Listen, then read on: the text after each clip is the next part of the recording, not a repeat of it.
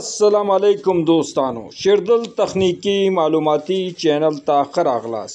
अल्लाह ताला दे वकी द सेहत او عافیت جامه پته زمونږ د نن ورځې ټاپک او موضوع د پتری فیز وی اف ډی انورټر باندې څنګه کولای شي سنگل فیز 240 وولټ الکتریکل اپلاینس یعنی برقی وسایل د ایمرجنسی په صورت کې وچلوي.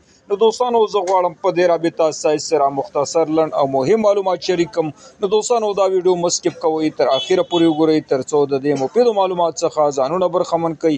نو دوستانو راځو ټاپک او موضوع ته. دوستانو کله چې تاسو غواړئ د 3 فیز وی اف ډی انورټر څخه د ایمرجنسی په صورت کې سنگل فیز الکتریکل اپلاینس یعنی 240 وولټ برقی سامانالات لکه پکې واشنګ ماشین ایر کولر بلپونه او داسې نور برقی سامانالات، نو تاسو دوستانو څنګه کولای شئ په خپل کور کې خپل وی اف ډی انورټر او پارامټر سیټ کړئ او د سیټ کولو څخه وروسته دوستانو تاسو خپل 240 وولټ اے سی برقی سامانالات وچلوئ. نو دوستانو د دې سیټینګ د سیټ کولو لپاره او د دې عملیې د اجرا کولو لپاره راځو دوستانو د وی اف ډی انورټر سکرین ته اول دوستانو وی اف ډی آن کوو. د وی اف ډی د آن کېدو څخه وروسته بیا دوستانو د پی جی یعنی د پروګرام بٹن انټر کوو. د پروګرام بٹن د انټر کېدو څخه وروسته دوستانو د سټپ اپ یا د سټپ ډاون بٹن د پریس کېدو په واسطه باندې زو پی 2 ته د پی 2 د شو کېدو څخه وروسته د ډاټا انټر بٹن پریس کوو. د ډاټا د انټر بٹن د پریس کېدو څخه وروسته په سکرین باندې شو کیږي دوستانو پی 2.00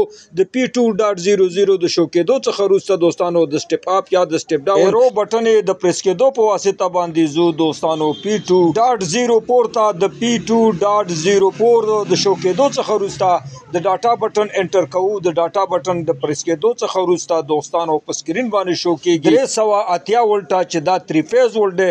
نو دا 380 وولټه دوستانو د دې په ځای منګه 240 یا 213 وولټ انتخابو او دوباره دوستانو د ډاټا بٹن انټر کوو او د پروګرام څخه وځو. دوستانو د دې پارامټر د سیټ کولو څخه وروسته مونږ کولای شو هر قسم برقی سامانالات اے سی چې دا په 240 وولټ اے سی باندې کار او فعالیت اجرا کوي د ایمرجنسی په صورت کې په دې باندې ولګو.